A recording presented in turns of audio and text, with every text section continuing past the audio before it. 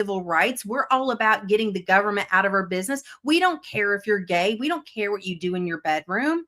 And those are the things that I have to communicate to people. On the Republican side, I think it kind of, I think I kind of spooked a few people that were, in Eric's camp in the beginning, because I came right out the gate and did an anti-ICE protest. And people did not like that, because they're like, whoa, hold up, what is happening here? And I try to explain that the protest that I was doing was for a couple of reasons. Number one, it was a silent protest, and everybody was afraid to do a protest because they were afraid that it was going to be problems, that somebody was going to get hurt, people were going to get arrested. And I'm like, no, we're going to have respectful signs. We're going to stand out there and we're going to be quiet, and they're going to respect our rights. And believe me, they were out there watching us and filming us, and there was police, but nobody bothered us. And it was mostly positive. And it was, no secret police. Why do they get to wear masks and treat people humanely? It wasn't even on the issue of whether or not people should be deported or not. It was, we need to know who our government is for full transparency, because we can't hold them accountable if we don't know who they are. So that's kind of been my take, like explaining to the Democrats, and also trying to not freak out, the Republicans, who were, in Eric's camp before, by them thinking that I'm, potentially something other than what I'm not, right? By defining it by one thing. I'm like, well, I already did that protest. I got to own up to it. And it, that is what it is. This is who I am, like it or not. And I said, I'm going to be in your corner though, when we're talking about gun rights. So I'm here doing this, but I'm also fighting for our gun rights. So it's all your rights all the time, not some of them when it's convenient. Well, I'm going to give you a little campaign tidbit here. And I'll tell you, if you're a true Southerner and you're okay with federal troops coming into your city by any metric that you could think of, you need to have your Southerner card revoked, because your ancestors are pissed at you right now. So I'm going to move on. We got a comment here from the great Lars Mapstead, and I want to make sure everybody reads this one. Shout out to Lars. He's coming on next week. Marcus is the only actual libertarian, so just refer them all to him and said you can do that, because I have Marcus's phone number. Okay. This is his cell. Yeah. And I will have some choice words for you. So just go ahead. If you ever have a question about libertarianism, please feel free to reach out to me. So with that being said, Eric, yeah. I was just gonna say, Marcus, if you don't mind putting up Addison's link to her page, maybe we could try and raise some dollars. Hey, Lars, this is for you. Whoever, and Addison's gonna have to confirm it. Whoever contributes the most because of this podcast to Addison's campaign tonight on the podcast, I'm gonna send them, not this one, because Marcus thought it's kind of gross. You wore it earlier in backstage. I have an extra hat, just like this one, a throwback, a retro hat. I'm going to send to whoever contributes the most to Addison's campaign right now at this link. We'll have to have Addison confirm whoever it is and share their address if they're okay with it. Put in the comments here. Yeah. Whenever Are there any more of those? I should wear that to city council next time. I'll send you one. How about that? Yeah. That would be awesome. And please take a picture so we can post it. Yeah. I already have a big head, so thanks, D. It's adjustable. I got a big head. It's Velcro in the back. It's fine. Yeah. So but whoever wants to give the most to Addison's campaign, put your dollar amount in the comments so that way the next person knows they got to outbid you for the hat. All right. With that being said, Marcus, if you want to take the reins for the next question, go ahead. No, you can go ahead with yours, because all right. I really miss Tub, because he's in a mix with all of this stuff, and I want to send a unshout out to him for not being available tonight. You kind of made me mad, and I'm shaking my fist in mild anger at you, Tub. Shaking a fist. Old man shakes fist at sky. Anyways, I got to say hi to him, and that was about it. I'm bummed that he's not here. Yeah, we had a really good conversation on Monday at our affiliate meeting. Tubbs awesome good guy. I don't like saying that in public either. Yeah. Let's talk about the race let's talk about the campaign. Let's talk about what do you think the threshold here is? First off, I haven't been paying too much attention, but how many candidates have qualified so far? Has qualification expired? 3 candidates. All right. You got you. I'm assuming there was a Republican, and you kind of mentioned because a bunch of the people that don't like me are endorsing said Republican. Is there a Democrat candidate as well? There is. Okay, And so this time it's she got in. She got in the special election. She was not filed for the general. She was actually filed to run for another district in Jacksonville. I think it was District 12 on the west side. gotcha. So she jumped in. I met her actually at the supervisor of elections, introduced myself, said congratulations, and shook her hand. You know, she seems Gotcha. nice. Had you ever met her before, or the other candidate, the Republican candidate before? The Democratic candidate, I had not. I actually have met the Republican candidate a couple of times. It's actually a funny story. Okay, I don't know if you want to tell the funny story. Well, I can. Yeah. So the supervisor of elections had this great information session for candidates. And before I was just, fully decided that I was going to run, I attended this information session. Of course, I sit front and center, right? So I can see the screen. I'm ready to take notes. And then this lady sits down beside me. I didn't know who she was. And then it came out like who she was, and it was my opponent. But I had asked her a question about ICE and how ICE actually works in the jail. And then I made some comment about how I was confused why Jacksonville would ask for an additional layer of federal protection. And that made me think about whether or not our police were competent, because we needed to ask for an extra layer of protection. But I said, would you be willing to come talk to libertarians? Because I'm sure they would love to hear about this. And she gave me her card. And then, of course, I decided to run in that race. So did not follow up to ask her to come speak with us. But then I saw her at a community event where she spoke. And that was then I saw her tonight at the event where we spoke together. Gotcha. Awesome. Cool. Sounds like it's getting really competitive. I have you looked into how well voters turn out for special elections? Are you expecting it to help or hurt? Because it's kind of 2026. This special election is falling in a midterm year.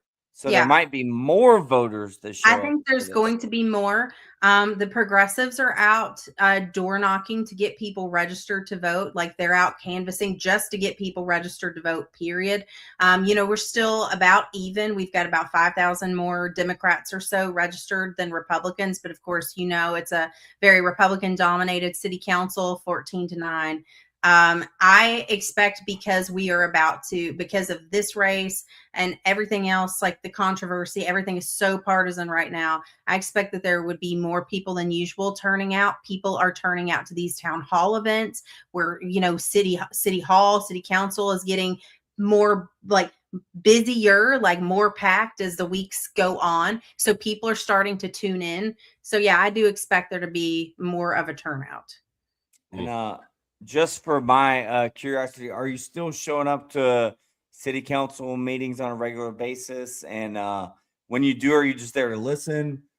Do you find a topic that is a boilerplate topic, or whatever you want to call it, and like a touchy subject? I'm the term escapes me, but are you speaking on hot topics, if you will, at city council meetings?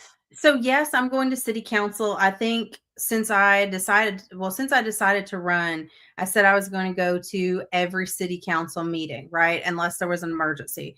Well, one I didn't make because I was in a car accident on the way. The other one, I was extremely ill and did not want to pass that junk along. So I sat that out. So other than that, I've been everyone since I decided to run. And even before, I think I've spoken at every single city council meeting that I've been to. So it's, almost all of them. How I decide about what I'm going to speak, sometimes it's not until I get there and I see amendments to the agenda, or I see a big group of people show up for some particular cause. And I'm like, well, they're going to touch on this thing, and it's going to be pretty hardcore. So let me come over here and talk about something else that needs some attention. So, one time I asked for them to repeal a 6-cent gas tax. Gas was really expensive. It was over like $4, I believe, at that point. But it wasn't even just that. If you look into how the statute is written, the gas tax does not pay for anything old to be fixed. It's only new, which to me contributes to all of this crap in these areas, like where they just don't fix things, like the areas that need attention, and they just continue to neglect them. So I didn't like that at all. If we can't use it to fix things, and we can only build new shiny things to attract new, whatever in, it's like, I don't like that. So I asked for that to be gone. I asked for an emergency fund to be marketing fund to be made with tourism development dollars, the TDT fund, so we could keep small businesses open while the Jaguars go play in Orlando and, rack up all of that, tourist revenue while they play there, while our stadium's being rebuilt. So I call people out for bad stuff. I hype them up for good stuff. And I talk a lot about community and the good that we're doing. Gotcha. Damn, I was literally about to ask you about the stadium. I didn't know it had progressed to that point where we're playing in Orlando in 2027. Because they're going to knock down your current stadium and build a new one? They're not knocking it down completely. They're redoing it. They're calling it the Stadium of the Future. It will still have a swimming pool, in case you're wondering. I know that was like top of mind for you, Marcus. That's important to me. Yes. I mean, they spent like $1 gazillion, taxpayer dollars. That's a technical term. And then, now they're turning around and they want us to spend $35 million on the, it's a Culinary Institute of America, I believe. Like that was something that they proposed. And we're like, no, like, I understand it would be good for tourism, but I mean, they can fund themselves. Like they need to if they want to be here, then they should figure out how to get here. And it's the same thing. We just gave a bunch of money to Winn-Dixie, a large corporation, to stay here because food desert. Meanwhile, I'm working with some other people on this bill called Free to Garden that they're trying to get city council to pick up. And we just had a big win because we just got confirmation the other day that they want to schedule a community meeting to gauge interest in this. And this is something that will help with food deserts. This will help bring tourism in. This will be a model to other cities in Florida. And overall, it's just a really, really good thing. So I'm fully in support of that, doing something like that versus paying Winn-Dixie. If you don't want to be here, Winn-Dixie, bye. We'll figure it out. Yeah. Publix can hold it down. Buy Winn-Dixie.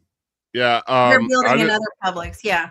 I just want Free to know, I grew up in a house and we did have our pool was in ground, not like Free, who had the bubble wrapped in plastic. Yeah, the above ground pool that they got from Walmart or whatever. What about the kiddie pools they're not even really above ground? Your dog can just chill in there because it's like this much water. Are you judging me for that? Yeah. Well, listen. Us Floridians are going to come for you because when I lived in my double wide on 1 acre off of Yellow Bluff Road. Stop bragging about your land ownership. Yeah, exactly. When I lived there, we definitely had our Walmart pool, but we got it for free. Okay, we didn't even buy You stole it. That's all you people do is steal stuff. Nah, my brother gave it to us because they got a bigger bubble wrapped in plastic. But anyways. We definitely had one. Now here we've picked up one of them little inflatable small ones. It's about 1.5 feet off the ground. My daughter didn't really enjoy it. It was really cold water. But we were like, we were super excited about it. And she just got there. It was like, I was like, whatever. And I digress. It was a lot of fun. I just want to say one thing. I have reached out the tub twice during this because I think you had great input. And he's going on Are You Smarter Than a Politician? I think next week is what they said. We'll figure that out. But I'm going to nuke his score at the last round. As a former contestant, I have that right. Terry says she's not going to accept it, but I'm going to nuke his score to make sure he's going to lose anyway.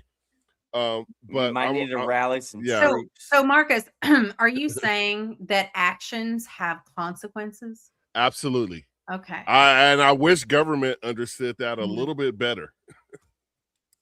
Well, I'm Yes. hoping that the voters of Jacksonville also understand that actions have consequences. So, Addison, whenever I was campaigning in Jacksonville, for some reason, I thought people cared about like ending corporate welfare, government money going to bailouts to corporations and special interests. I didn't win my election, so I guess that topic wasn't very popular. But does that ever get brought up at city council meetings by you or anyone else? Is anyone ever paying attention? Is the stadium thing a big deal anymore? Or because it's passed, people have moved on and given up, and the Four Seasons are going to get their money? Jags are going to get their money. Any other big major bailouts coming down the pipe there in Jacksonville? I mean, there are people who were standing up against giving Winn-Dixie money for that.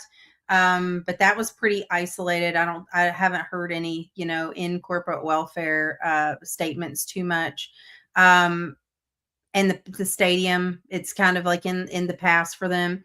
There was a morgue that was built in the Brentwood area, a new morgue. Mm-hmm.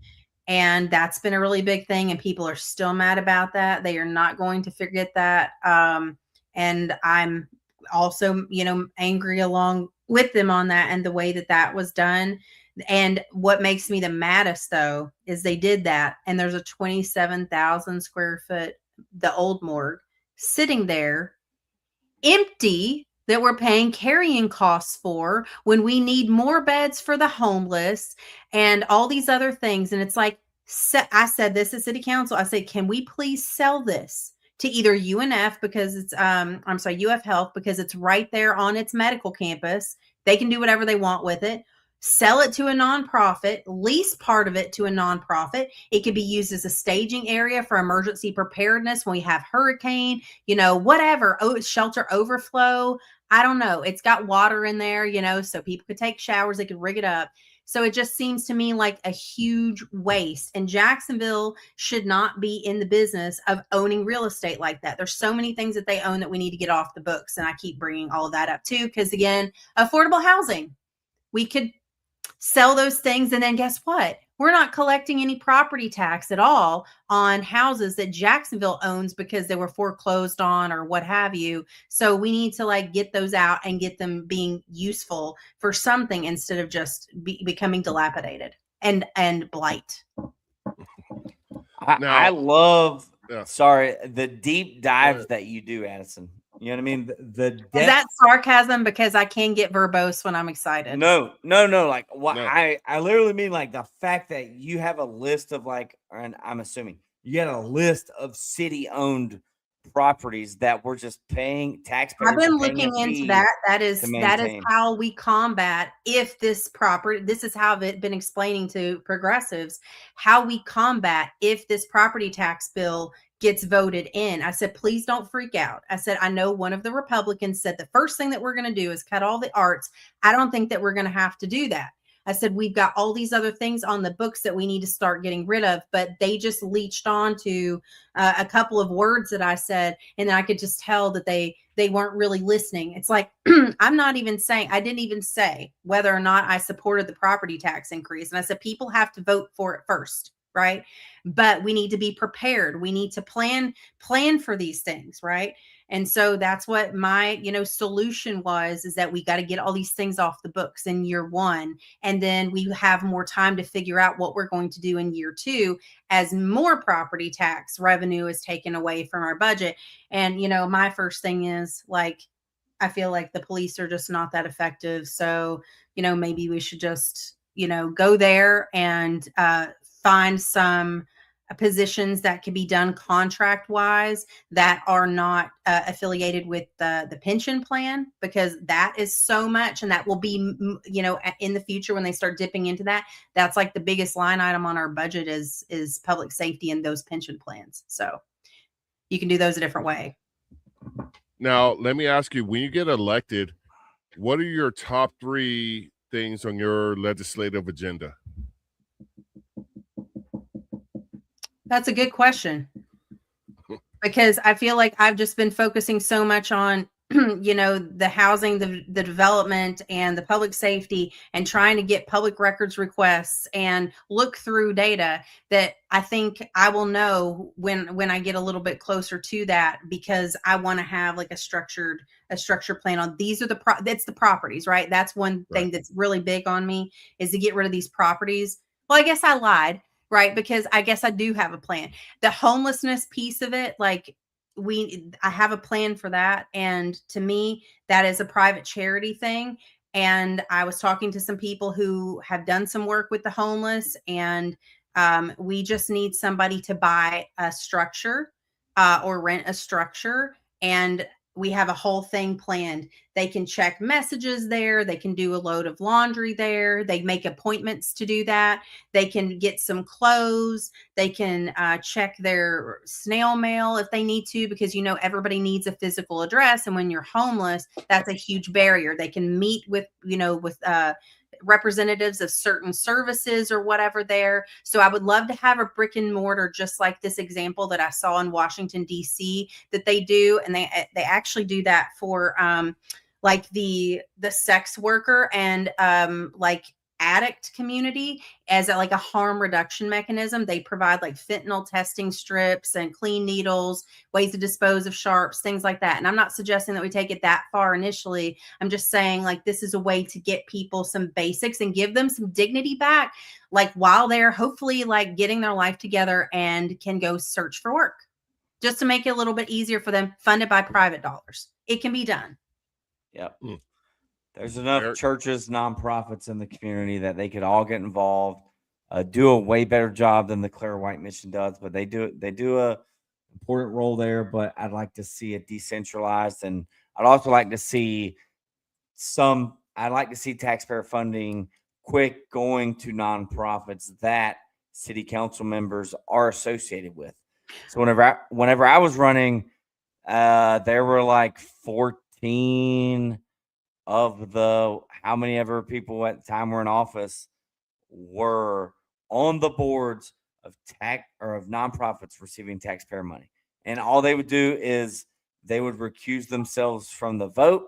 And it was a lame duck round robin. Each one of them would vote for each other's nonprofit, and they would all get their taxpayer funded checks to their respective nonprofits. Is that still a problem happening in Jacksonville City Council? Well, considering it's mostly like the same people. I mean, when I was doing my research, it appeared that there were people who were on other city council members' boards, or that they worked for the other city council members' organizations. So that adds a whole additional layer of scrutiny to things. Again, considering we've got 2 people under investigation, and then there's all of this stuff. It's just very, very much, and it goes very deep, I believe. And the issue that I'm having right now with people coming after me, it's because I'm getting close. Yep. I'm getting too close, and this cuts off their power. So, if I get closer, you are over the target. Before I ever filed for city council, I was up there speaking against the special interests and this, that, and the other. Actually, it was after I filed, but I was speaking at every city council meeting before I filed.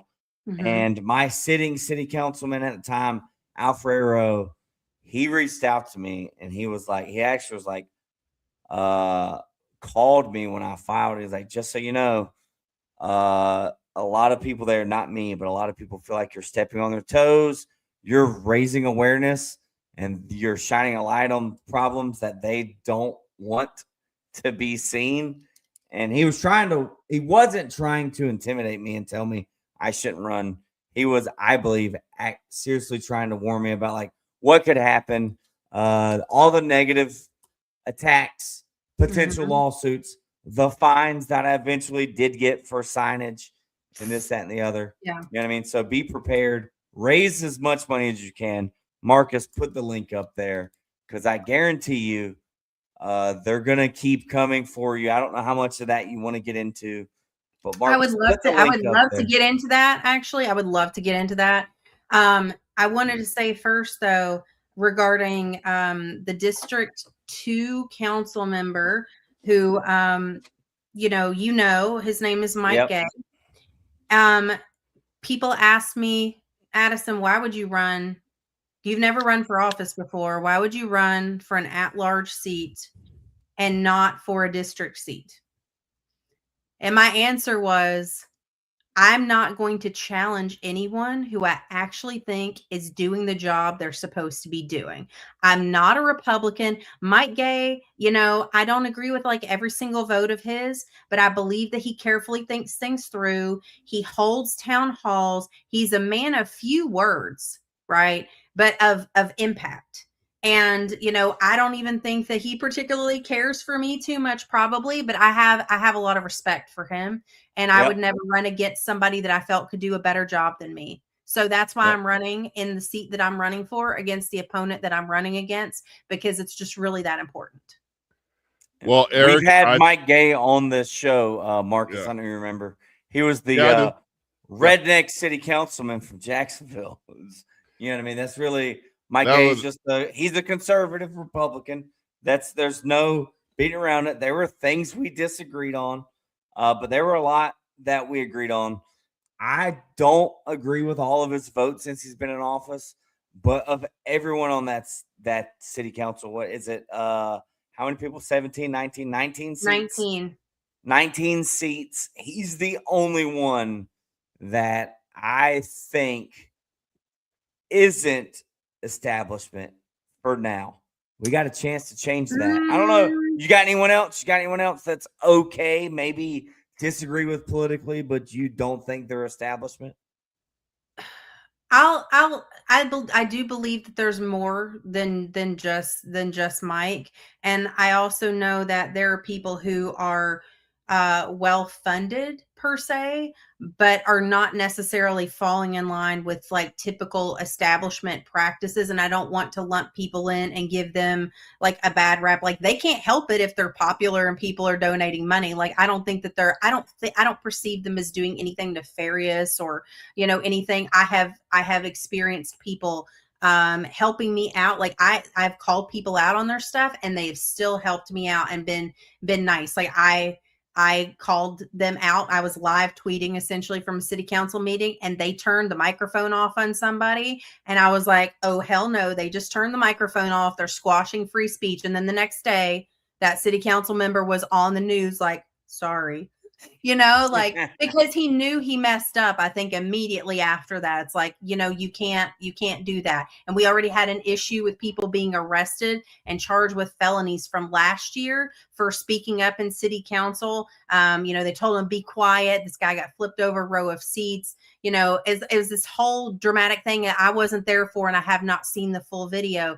But regardless of what happened, people are very up in arms about it, and people are still talking about that today. So Democrats and Republicans and Libertarians all agree free speech is important. FAFO. That was a well-seasoned hell no and neck roll you did right there. I want to give you a shout out for that. That was well melanated. Free says he already donated. Huge fan of Addison. Today or before today? Did he donate to? I don't know. I've been looking at y'all and not my phone. Yeah, don't look at your phone yet. I mean, you can. I don't care. I was going to say. I don't want to call him out. I would. We love to call him out. I need Free to post his address and name so we can get him Eric's hat. Yeah. So Free, go ahead in the comment section, post your address where we can send this to, and Free donated for ballot access. Yes, he did. Not good enough to get this hat, Free. That's not good enough. Hat? Yeah. We'll take right now. To the people who are thinking about donating, you got to understand something. Every dollar counts. So don't be afraid to send $5, $10, $15, $20, because all those little ones add up to something bigger. There, this is like ants. One ant by itself is nothing, but when you get 50 ants, you know, a grasshopper's done. You know, that's the thing. Yeah. So we have to be able to put our money where our memes are, because I haven't said that yet. I also want to say, you know, coming from the 4th largest economy in the world and being the son of a deacon, it makes me the perfect libertarian, because I understand a lot of aspects of economics and social interactions from my background. And that's one of the reasons I'm a libertarian. I get a lot of crazy comments. I was telling Eric earlier, I get called all kinds of With the interesting hard R. names with the hard R every week. And I'm like, damn, you're calling me that, and I still want you to be free. I still want you to have the best liberty that mankind could ever have, free from government. And that's the beautiful part about being a libertarian is, you know, even people that you disagree with, even people that you may not like personally, if you're not willing to stand up for their liberty, you're not supporting or protecting your own. Let's see. We're gonna, as we start to, Marcus gets called names on my Liberty page. So this is from D. Marcus gets called names on my Liberty page if I share his. I was like, yeah, go ahead, do that. D did have another question, wondering if you got the PayPal figured out. We don't got to put the comment up there, but I think she wanted to give. not yet. I think I'm going to try that with my account EIN, because PayPal and I had an issue years ago, and they didn't pay out something, and so I told her I wasn't going to use them unless I could do it through the EIN. I don't know if it would go through, but Marcus, I'm going to try. Marcus, put that one up from free that you just had up there. The 4th largest economy. I can't read it. It's all blurred out. There you go. What's this? 4th largest economy and 3rd place on our story on the politician. What's that all about, Marcus? I have no idea what he's talking about. Free babbles on about it. He's probably been drinking again. Free. I just want you to know I'm proud to have helped him get that 3rd place, because I did not get in the comment. And would you please tell everybody what I called you and Tub in our group chat? Traitors. That's at any rate.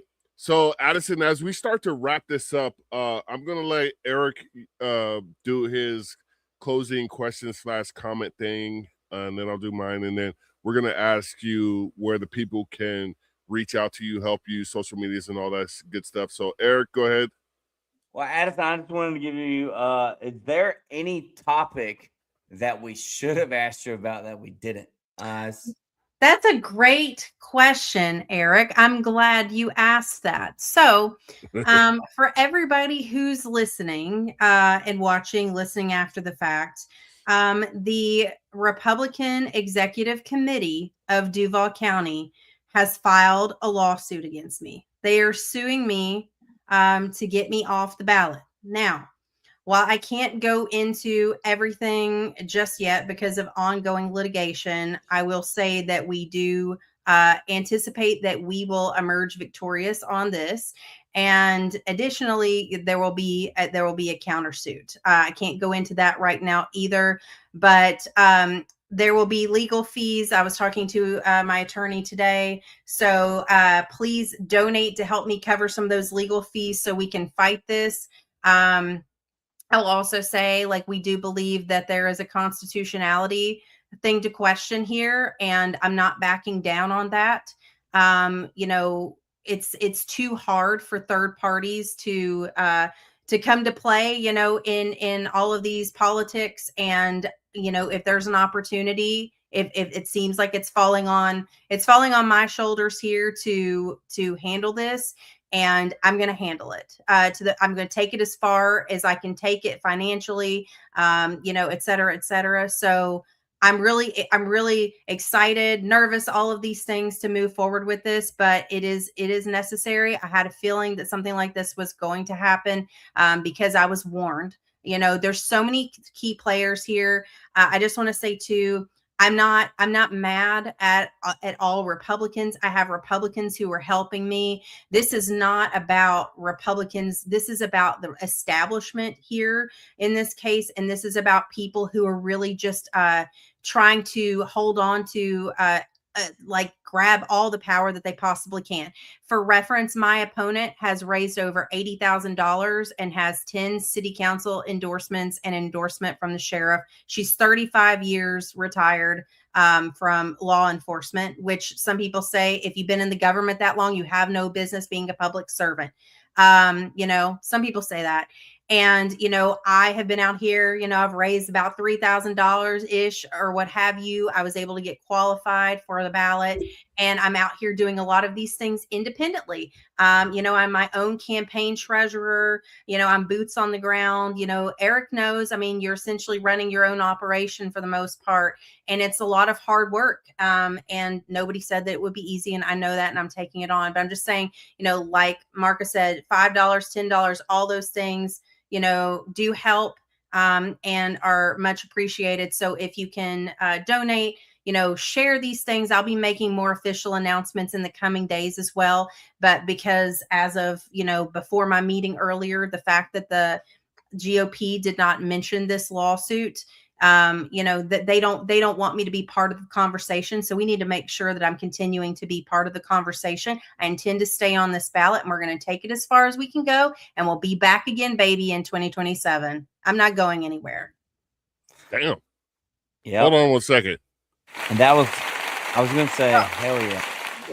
I'm going to do a follow-up question. If you're still going to run in 2027, you answered that. So great. Marcus, go ahead. I have nothing else to say to that because that was so fiery. I want to punch somebody. That was like some hardcore shit. I was like, oh, you got a problem? But that was I was telling Eric, I've hardly met any bad libertarians. I've met a couple. I've met a couple. I think I said she's pretty cool. Like when we sent you backstage before we went live, he was like, most libertarians are. And I genuinely feel that way. Like if you really get to know us, and Addison and I might not agree on everything. We might not vote 100% of the same if we were on the same city council, but I bet it'd be 97% of the time we'd agree. And the other stuff is probably, And that's what's cool about libertarians, because you can't get a Democrat and a Republican to agree on what day it is. The only thing they agree with each other is spending more money, going to war, and keeping the system the exact same way that brought them into power. And that's where Americans need to take a hard look at libertarians, because you're voting for the same shit over and over again and expecting different results as the very definition of insanity. And that's why I have a problem with public education. That's a whole nother episode.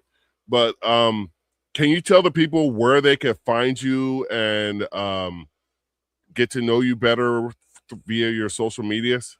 Sure. So on my website, addisonlibertypatrick.com, all of my socials are listed, as well as some of my YouTube videos as well. I've got a YouTube channel. I've got more to put up there, but I've been trying to post, at least the really good city council comments that I feel are good and relevant. So, I tell people the proof is in the pudding, right? When they meet me out, if they're like, I don't know, libertarian, LIB, that sounds like a liberal, if they're conservative, or, I'm not really sure. I hear, insert rumor here. It's like, well, that's fair. I know that we're just meeting, but go check me out and watch and see for yourself. Ask around about me, because I'm getting introduced as, Addison is someone who speaks at city council. That's how the people in the community are introducing me. And I take that to a compliment of the highest degree, because they see the work that I'm doing out here. I really appreciate that, because one of the things I've always felt about libertarians is we're letting other people define us. And when you go out there and you make yourself known, you're defining yourself. And that's what I just got distracted because I'm kind of pissed off. We got a comment here. Where's Tub? He really makes the show. Keep it down in the cheap seats, brother. Because I told you, I don't care when you come on.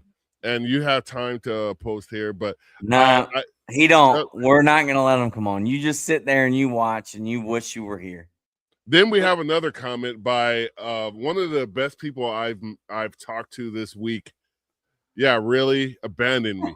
And he did. You know, I was like, I was asking everybody, hey, obviously you guys are in the same city, formerly Eric, currently Tub. Do you know her? And then when I Googled your name, I clicked on images and I see a picture of with you with Tub and I was like, okay, then this is LNC picture with Stephen and Kayla and all that. yeah. Yeah. So I was all excited about this episode, and you know, what did we get from Tub today? Disappointment. And I'm not saying that's outside of the normal Tub. You know, that's why I like Ryan Woodcraft more than Tub, because when Ryan says he's going to come on, you know, I'll say this. Maybe there's a reason why Tub wasn't allowed to speak at that speaking engagement today, and it's because they just don't do that. I will say this. I am finally, I think, understanding Tub's sense of humor. So I appreciate him more. I think we have a good understanding now. So yeah. And to free, if you're going to properly say AOL, it's AOLs. You have to say that. Yeah, you can't say only you elderly folks like Walmart. We're going to the Walmarts. I forgot what movie it was on, but it was like some lady was like, I can't get on my AOLs. So us of a certain distinction, remember when we used to get 14 AOL CDs in the mail per month? Yes. I remember that. I was on dial-up. I am older, Marcus. I know. Yeah. I like of age and of distinction better than older, but listen, at any rate, I thought it was the only way you could get the internet. I mean, if you've never heard the dial-up sound, you have no bearing on anything you could tell me, because we've been through it all. And getting yelled at because get off the internet. I got to use the phone. Use the phone. Yes. At any rate, do you have a closing statement or a voter pitch that you would like to say? Yes. Again, Addison Liberty Patrick. I'm running for Jacksonville City Council at-large Group 1 in the special election and in 2027. I would love to hear from you. I would love your vote, and I would love your financial support, like, comment, share on all of the things. And I hope to meet you out in person because I would love to shake your hand. That's it. Thank you guys so much for having me on. Thank you. Eric, thank you for your diligence and making sure you showed up, unlike Tub.